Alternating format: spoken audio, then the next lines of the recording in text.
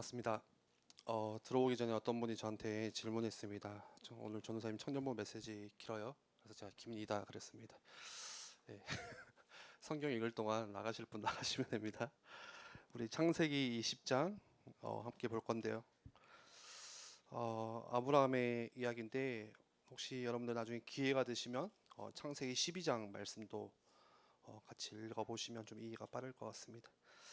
창세기 20장 1절에서 18절까지 제가 봉독해 드리겠습니다. 아브라함이 거기서 네게브 땅으로 옮겨가 가데스와 술 사이 그랄에 거류하며 그의 아내 사라를 자기 누이라 하였으므로 그랄 왕 아비멜렉이 사람을 보내어 사라를 데려갔더니 그 밤에 하나님이 아비멜렉에게 현몽하시고 그에게 이르시되 내가 데려간 이 여인으로 말미암아 내가 죽으리니 그는 남편이 있는 여자임이라. 아비멜렉이 그 여인을 가까이 하지 아니하였으므로 그가 대답하되 주여 주께서 의로운 백성도 멸하시나이까. 그가 나에게 이는 내 누이라 하지 아니하였나이까. 그 여인도 그는 내 오라비라 하였사오니 나는 온전한 마음과 깨끗한 손으로 이렇게 하였나이다. 하나님이 꿈에 또 그에게 이르시되 내가 온전한 마음으로 이렇게 한 줄을 나도 알았으므로 너를 막아 내게 범죄하지 아니하게 하였나니 여인에게 가까이 하지 못하게 함이 이 때문이니라.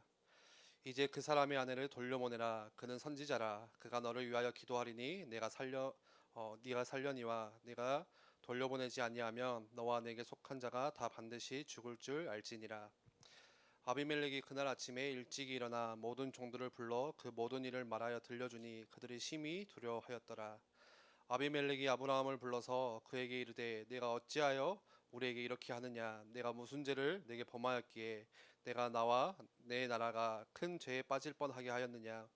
내가 합당하지 아니한 일을 내게 행하였도다 하고 아비멜렉이 또 아브라함에게 이르되 내게 무슨 뜻으로 이렇게 하였느냐. 아브라함이 이르되 이곳에서는 하나님을 두려워함이 없으니 내 아내로 말미암아 사람들이 나를 죽일까 생각하였으며 또 그는 정말로 나의 이복누이로서 내 아내가 되었음이니라. 하나님이 나를 내 아버지의 집을 떠나 두루 다니게 하실 때에 내가 아내에게 말하기를 이후로 우리 가는 곳마다 그대는 나를 그대의 오라비라 하라. 이것이 그대가 내게 베풀 은혜라 하였었노라. 아비멜렉이 양과 소와 종들을 이끌어 아브라함에게 주고 그의 아내 사라도 그에게 돌려보내고 아브라함에게 이르되 내 땅이 내 앞에 있으니 내가 보기 좋은 대로 거주하라 하고 사라에게 이르되 내가 은천계를 내 오라비에게 주어서 그것으로 너와 함께한 여러 사람의 앞에서 내 수치를 가리게 하였노니 내 일이 다 해결되었느니라. 아브라함이 하나님께 기도하매 하나님이 아비멜렉과 그의 아내와 여종을 치료하사 출산하게 하였으니 여호와께서 이왕에 아브라함의 아내 사라의 일로 아비멜렉의 집에 모든 태를 닫으셨음이더라. 아멘. 찾아보니까요, 여러분 우리 좋아하는 치킨 있잖아요. 그래서 그 닭 IQ가 한 7 정도 된다고 합니다. 그래서 이게 반복되는 이 학습 그게 안 되니까 계속 까먹는다고 해요. 그래서 구덩이에 빠져도 다시 건져내면은 거기 안 빠져야 되는데 또 거기로 들어가는 게 이제 닭의 IQ. 사람의 IQ는 100이 조금 안 돼요. 네. 그래서 반복 이 학습은 굉장히 잘 되죠. 근데 참 신기한 사실은 영적인 것은 잘 잊어먹은 거예요. 영적으로는 잘 또 잊어먹어요. 지난주에 그렇게 말씀을 나눠놓고는 채 하루도 지나지 않고 또 잊어버려요. 지난주 청년부 말씀에 나를 괴롭히는 누구, 그리고 나를 곤란하게 만드는 어떤 일, 그거 있는데 그것을 하나님이 다 선으로 바꾸신다 이렇게 말씀을 나눴는데 딱 월요일이 되고 오후가 되었는데 제가 주차장에서 어떤 일을 보다가 그 아저씨와 욕은 안 했지만 거의 대판 싸웠어요. 그래서 심지어 와이프가 옆에 있는데요. 그래서 얼마나 그러고 나서 스스로 부끄럽던지 그래서 굉장히 좀 그런 좀 생각을 많이 좀 하게 됐습니다. 어, 우리는 우리 자신을 너무 잘 알죠. 예. 항상 실수하고 또 항상 실패하고 또 반복되는 잘못을 또 저지르고 또 거기서 또 넘어지고, 그런 우리의 모습들을 잘 알고 있어요. 그렇게 우리가 주일마다 말씀을 듣고요. 오늘 또 말씀 들었죠. 지난주도 말씀 들었고 다음 주도 말씀 듣고 계속 그렇게 말씀을 듣고 하나님의 약속을 확인하고 내가 이거 붙잡고 살아야겠다 결단도 하지만 다시 우리의 이 현실로 돌아가잖아요. 돌아가면 뭐 하죠? 말씀을 붙잡는 듯 하는데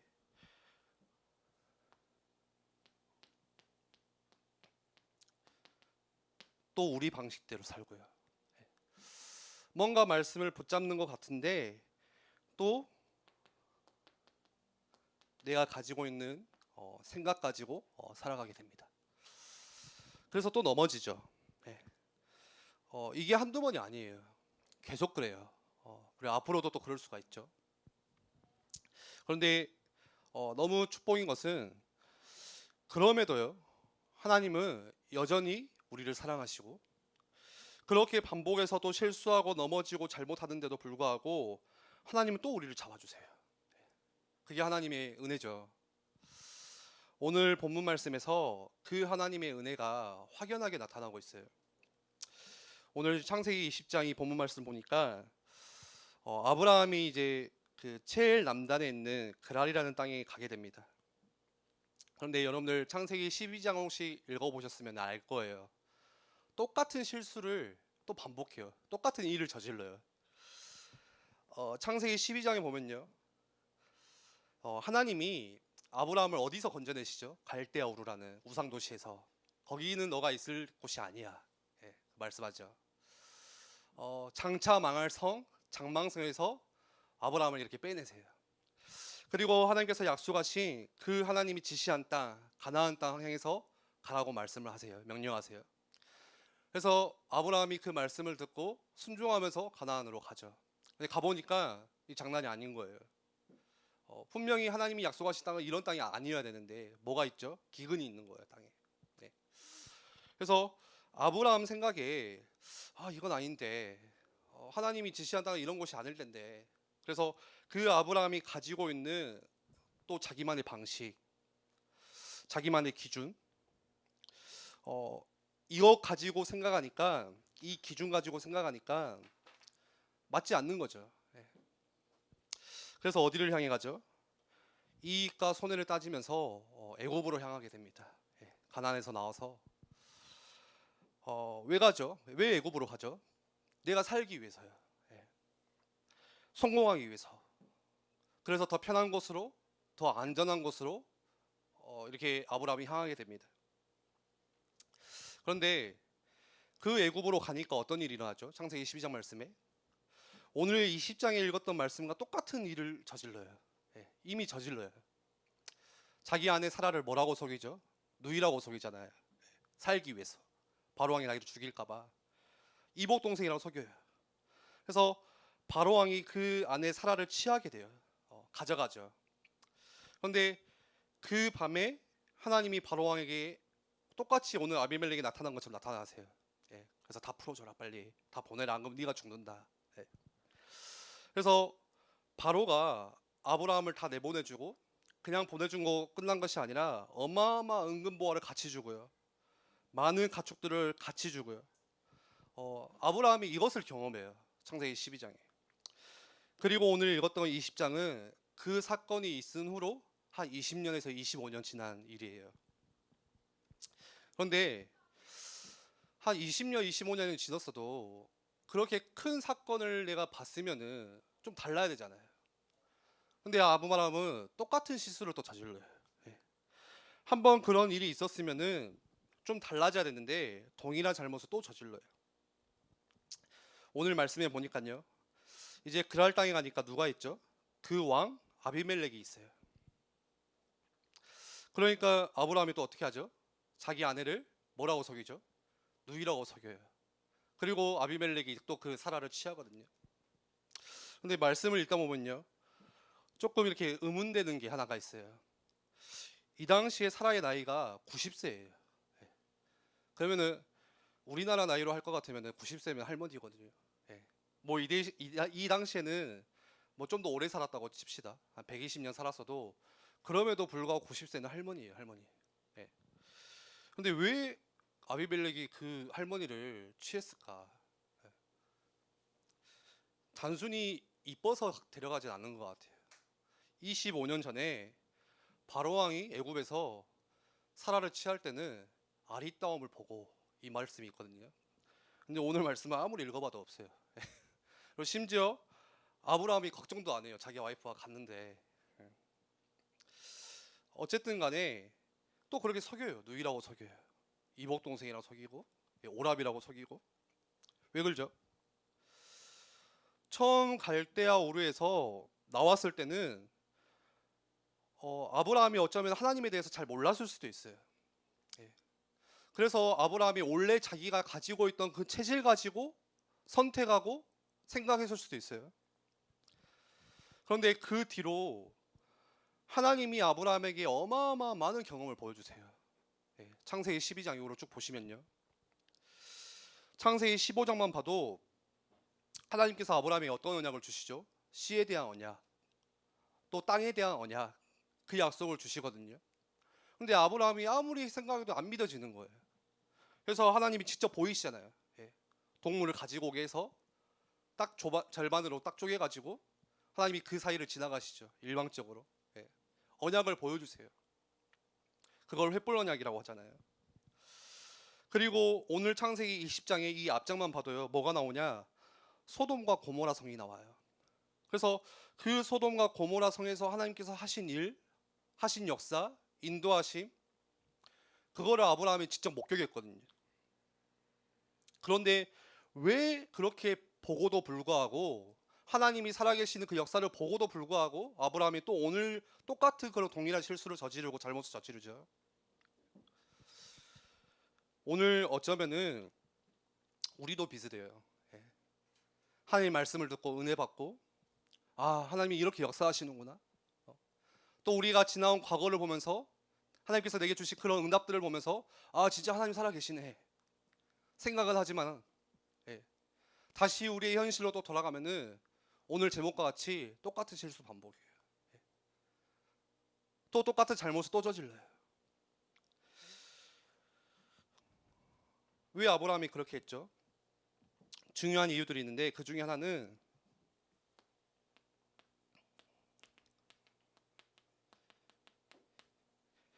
하나님이 말씀하시는데 그 하나님 말씀 앞에 불신해요. 안 믿어요. 분명히 하나님께서 그 90세 먹은 사라를 통해서 내가 아들을 줄 거야. 씨에 대한 언약 하셨거든요. 그런데 오늘 보니까 그랄 땅에 갔는데도 아들이 있어요, 없어요? 없어요. 그래서 안 믿어지는 거예요. 그러니까 하나님의 언약이 안 믿어지니까 또 거짓말을 하는 거예요. 자기가 죽을까 봐. 거기서 잡혀 죽을까 봐. 그래서 누이라고 속이고 자기가 살기 위해서 또 속이고 거짓말하죠. 그러면서 오늘 말씀에 보니까 11절에 아브라함이 그러면서 세 가지 변명을 해요. 세 가지 변명. 어떤 변명을 하죠? 첫 번째는 11절에 보니까요. 아브라함이 이르되 왜 아브라함이 그런 거짓말을 했냐? 이제 아비멜렉이 묻잖아요. 왜 그런 일을 했냐? 그러니까 아브라함이 대답하기를 하나님을 두려워함이 없으니 이곳에 그랄 땅을 보니까 너네들이 하나님을 두려워하고 있지 않아. 그래서 내가 속였어. 그런 변명을 합니다. 어쩌면 우리는 이 말씀을 보면서 뭔가 굉장히 영적인 변명, 영적인 이야기 같다 생각할 수 있지만 전혀 그런 이야기가 아니에요. 여기에 사는 너희들이 하나님을 두려워함이 없기 때문에 하나님을 두려워하면 나를 안 죽일 거니까 그런 변명들을 하거든요. 그런데 여러분들 한번 생각해 보세요. 우리가 살아가는 이 세상은요, 하나님을 전혀 두려워하지 않는 세상이에요. 하나님을 두려워하지 않는 현장이에요. 그런데 오늘 이 아브라함의 변명처럼 할 것 같으면은 우리는 계속 거짓말해야 돼요. 니네가 하나님을 두려워하지 않기 때문에 계속 타협하면서 또 속여야 되는 거예요. 다시 말해서 이거는 되지도 않는 변명이잖아요. 우리가 이 변명 가지고 계속 살아가면요, 항상 영적인 거 하나님과의 관계 중요한 이 예배의 사실들, 그것들 대신에 세상 것과 다 찾고 타협하면서 살아가는 거예요. 뭔가 영적인 변명을 가지고 세상 것과 타협하면서 살 수밖에 없어요. 그리고 또 아브라함이 두 번째 변명을 하죠. 12절에 나오죠. 정말로 나의 이복 누이로서 내 아내가 되었습니다. 두 번째 변명은 내가 누이라고 속인 게 그게 진짜 거짓말은 아니다. 그러면서 사라가 이복 동생이다 이렇게 말하. 더 구차한 변명을 해요. 내가 속이긴 속였지만 사실 진짜 이복 동생이 맞아. 진짜 찌질하죠. 세 번째로 13절에 또 그런 변명을 해요.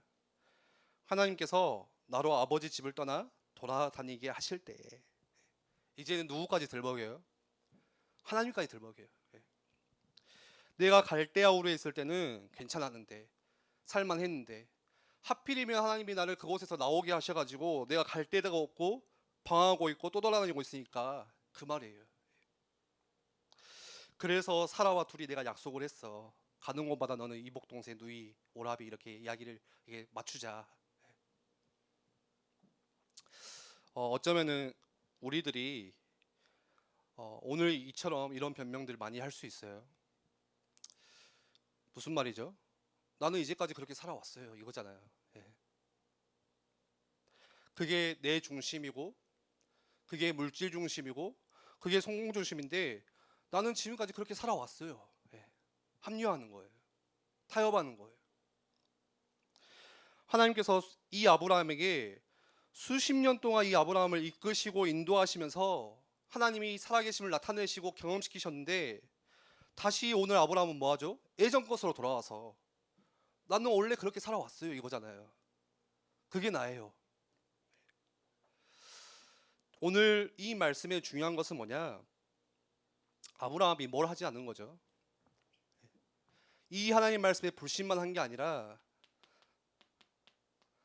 전혀 하나님께 질문하지 않고 묻지 않고 자기 그냥 멋대로 해요. 하나님이 분명히 살아계시는데 불구하고요. 왜 지금 이 일이 시작됐는지, 왜 지금 이런 일을 당하고 있는지 거기에 대해서 아브라함이 한 번도 하나님께 묻지를 않아요. 하나님 왜 그렇죠? 왜 나에게 이런 문제를 주시죠? 그냥 자기가 원하는 대로 살고 선택하고 살고 그렇게 살아온 거예요. 그런데 하나님 앞에 묻지 않으면 어떻게 되죠? 어쩔 수 없이 나 중심으로밖에 살 수 없고요. 나 중심으로 결정할 수밖에 없고 선택할 수밖에 없어요. 이익과 손해를 따라서 그렇게 살 수밖에 없어요. 하나님께 묻지 않는다면은. 원래 우리가 가지고 있는 게 뭐죠? 나 중심이거든요. 이미 우리 안에 있는 본성은 물질 중심이고 성공 중심이에요.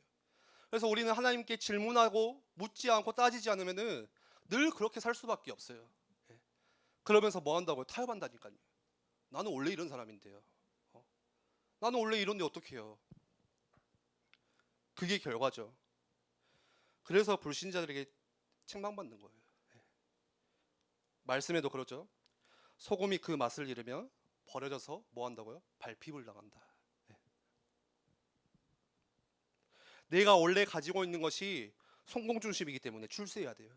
그래서 나는 그것을 따라서 열심히 뛰고 노력해야 돼. 그게 나예요. 더 안전한 곳을 찾아서 가야 되고요. 더 오늘 아브라함 같이 편한 곳을 향해서 가야 되고요. 더 나은 곳을 향해서 가야 되고요. 그렇게 움직였던 아브라함이에요. 우리가 이럴 때가 참 많죠. 그러면 질문할 수 있어요. 그러면은 더 나은 곳을 향해서 가는 게 그렇게 잘못된 건가요? 우리 그런 질문할 수 있잖아요. 내가 더 편한 곳을 향해 가는 게 그게 그렇게 큰 죄인가요? 잘못은 아니에요. 그런데 하나님의 뜻도 아니에요. 중요한 것은 우리 생각에는 좋은 게 좋은 거지. 그냥 좋은 대로 살면 되지 이렇게 생각할 수 있지만 그렇게 이야기할 수 있지만 하나님께 내가 질문하지 않는다면 아닌 거예요. 자꾸 우리는 뭐하냐? 하나님께 질문하지 않고 내 행동에 대해서 내 생각에 대해서 나에 대해서 합리화해요. 합리화. 괜찮지.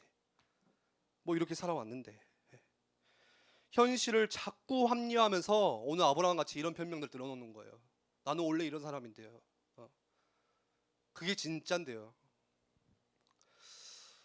반복되는 실수 있어요, 우리에게. 또 실패도 있고요. 반복되는 잘못도 있고 죄도 있고 불신앙도 있지만, 그게 어쩌면 아브라함의 모습이고 또 오늘 어쩌면 우리 청년들의 모습일 수 있지만, 그런데 중요한 것은 하나님은 그런 아브라함에게 한 번도 책망하지 않으세요. 너 왜 그러냐? 너 왜 그따구로 사냐? 네 그렇게 살아서 어떡할래? 한 번도 아브라함의 그런 실수를 책망하지를 않으세요. 성경에서 아브라함을 설명하면서 아브라함에 대한 책망이 그렇게 조명되지가 않아요. 계속 아브라함에게 뭐 하시죠? 변함없는 은혜를 또 베풀어 주세요. 우리 생각에는 좀 이렇게 실수하고 하면 어떻게 하죠? 여러분들의 뭐 나중에 자녀를 낳았다고 칩시다. 내 자녀가 하지 말아야 했는데 또 해. 알고 있는 것 같은데 또 해. 보니까 그때는 이제 괘씸해지잖아요. 분명 모르는 게 아닌 것 같은데 저번에도 몰랐다고 치고. 그럼 뭐 하죠? 막 뭐라 하겠죠. 책망하겠죠. 야, 니 그러면 안 된다. 마음서. 그게 우리 생각이에요. 우리 생각에는 하나님이 야, 너 왜 그랬어? 내가 몇 번 이야기했잖아. 니 그러면 안 돼. 그렇게 생각할 수 있지만 하나님은 한 번도 아브라함을 책망하지 않으세요. 오히려 누구를 책망하시냐? 재밌어요. 아비멜렉을 책망하세요. 아비멜렉은 죄도 안 지었거든요. 그냥 모르고 한 거거든요. 의롭다고 했거든요. 그런데 하나님이 아비멜렉을 어떻게 책망하시죠? 네가 죽을 것이다. 속인 거는 거짓말은 아브라함이 했는데 하나님이 아비멜렉에게 네도 죽을 것이고 너와 관련된 자손들도 다 죽을 것이고 병들 것이고 네 아내의 여종들은 다 태의 문에 닫힐 것이고. 아비멜렉의 입장에서는 굉장히 억울한 일이죠.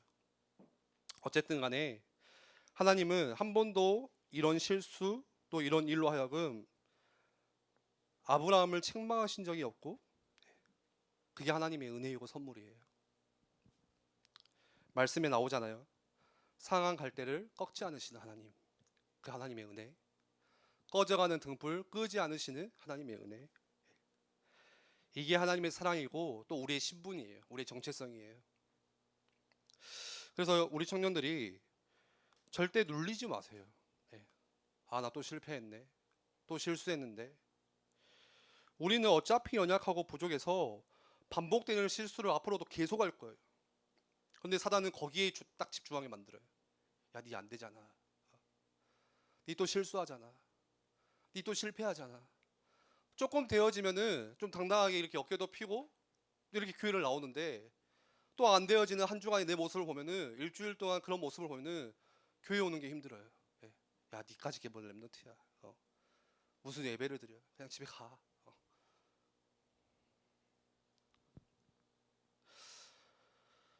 그때 우리가 붙잡을 하나님의 은혜가 있어요. 여러분들 거기에 집중하셔야 돼요. 우리가 연약하고 부족하기 때문에, 우리가 죄와 저주에서 빠져서 죽을 수밖에 없기 때문에, 그래서 우리를 건져내시기 위해서 독생자 예수를 이 땅에 보내셔서 우리를 구원하셨어요. 그거는 일방적으로 묻지도 않고 따지지도 않으시고 하나님이 일방적으로 우리를 구원하셨어요. 우리가 아직 뭐 했을 때요? 죄인 되어 있을 때요. 우리가 하나님과 원수 되어 있을 때요. 우리가 이미 연약해 있을 때, 경건치 못할 때에, 그때 하나님의 크신 사랑으로 확증하셨어요. 누구를 통해서요? 그리스도를 통해서. 그게 복음이죠. 그게 우리가 붙잡을 거예요. 그래서 우리 청년들이 절대로 낙심하지 마시고, 연약한 부분이 오고 또 내가 반복되는 실수를 또 저지르고 잘못을 해도 여러분들이 복음 붙잡으셔야 돼요. 하나님, 나는 이렇게 연약합니다. 또 넘어집니다. 하지만 하나님이 주신 은혜, 그 복음 다시 붙잡습니다. 나를 붙잡아 주시옵소서. 그런데 왜 하나님이 그토록 아브라함에게 그런 잘못을 저지르고 있고 실수를 하는 아브라함에게 또 은혜를 베푸시고 사랑을 주시죠?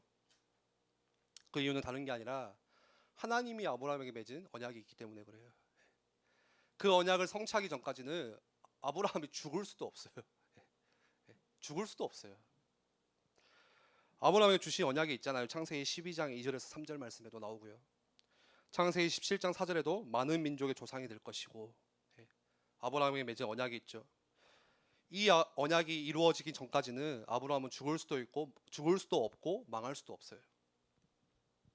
이 언약 안에 또 뭐가 있냐? 아브라함의 신분도 있어요. 7절에 보니까 아브라함을 이렇게 말하죠. 그는 선지자라. 예. 반복되는 실수와 잘못이 계속 있는데요. 하나님은 뭐라고 말하죠?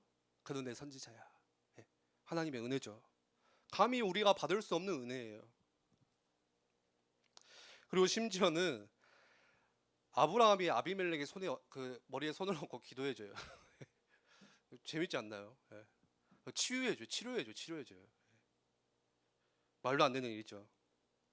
그래서 이사야 41장 8절 말씀에는 유일하게 하나님께서 아브라함을 향해서 나의 벗, 나의 친구 아브라함 이렇게 말씀하세요. 우리가 감히 받을 수 없는 은혜죠. 그런데 하나님은 이런 은혜를 변함없이 주세요. 내 행위와 상관없이, 내 잘못과 상관없이, 내 실수와 상관없이. 말씀을 정리하겠습니다. 여러분들에게 맺으신 하나님의 언약이 있어요. 아브라함에게 맺으신 언약, 오늘 우리에게 동일하게 맺으셨거든요. 그 하나님의 언약은 내 연약함 때문에, 내가 실수한다고 해서, 내가 죄를 지었다 해서, 내 환경이 어렵다고 해서 없어지거나 바꿔지는 언약이 절대 아니에요. 왜 하나님께서 아비멜렉을 병들게 하시죠? 언약 때문에 그래요. 언약 때문에. 언약을 지키기 위해서. 21장의 그 다음 장에 이삭이 출생되어야 되기 때문에. 무슨 말이죠? 만약에 아비멜렉이 사라를 취해가지고 뭔 일이 생겼으면 어떻게 되죠? 일어날 수 없어요. 절대. 하나님 막으시는 거예요. 다시 말하면 우리의 실수하는 그 행위 자체도 뭐하고 관계가 있냐? 하나님의 언약과 관계가 있다는 거예요. 여러분 오늘 여기에 좀 집중하시기 바랍니다. 내가 일어나는 모든 일이 다 하나님의 약속과 관계가 있다는 거예요. 우리는 생각해요. 아, 내가 실수해서 이런 일이 일어났구나. 내가 잘못해서 이런 화를 당하고 있구나. 그런데 하나님의 언약 안에서 큰 그림을 보면요, 그것도 하나님이 다 주신다는 거예요. 다 허락하셨다는 거예요. 언약을 지키기 위해서. 마찬가지예요. 우리의 실수 하나님이 사용하시고 하나님의 일을 위해서 이루시고 그 능력이 하나님, 은혜의 하나님, 저와 여러분들의 하나님이세요. 그래서 여러분들이 연약함에 집중하지 마시고 이번 주 또 반복되는 그 실수 앞에 여러분들 초점 맞추지 마시고 믿음의 고백 시작하시기를 바랍니다. 그리고 하나님께 시선을 두고 하나님의 은혜 앞에 얼마나 이 언약 앞에 하나님이 신실하신 분인지 그 하나님 바라보시기 바랍니다. 이게 분명하다면 하나님의 계획은 분명히 우리의 삶 가운데 이루어질 것입니다. 우리 같이 기도하겠습니다.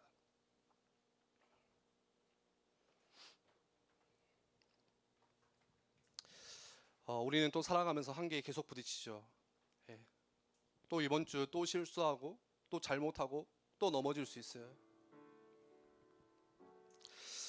정말 잘하고 싶은데 생각할 수 있어요. 진짜 말씀 붙잡고 나도 따라가면서 살고 싶고 나도 이 하나님의 언약 가운데 진짜 귀하게 쓰임받고 응답받고 싶은데 생각할 수 있어요. 그런데 우리 앞에 있는 현실이 어마어마하죠. 심지어는 믿음의 고백보다 우리가 불신앙할 때가 더 많고 그것 때문에 좌절하고 주저앉을 때도 많아요. 그런데 오늘 말씀에 보시면 그렇게 실수하고 좌절하고 넘어지는 그 아브라함에게 찾아오셔서 너는 내 선지자라, 너는 나의 버치고 너는 나의 친구야. 우리가 알 수 없는 하나님의 은혜를 또 베풀어 주세요. 우리 시간 같이 기도할 때 우리에게 베푸시는 변함없는 하나님의 은혜, 하나님 오늘 이 언약 또 우리가 붙잡기를 원합니다. 우리 이 시간 같이 함께 기도하겠습니다.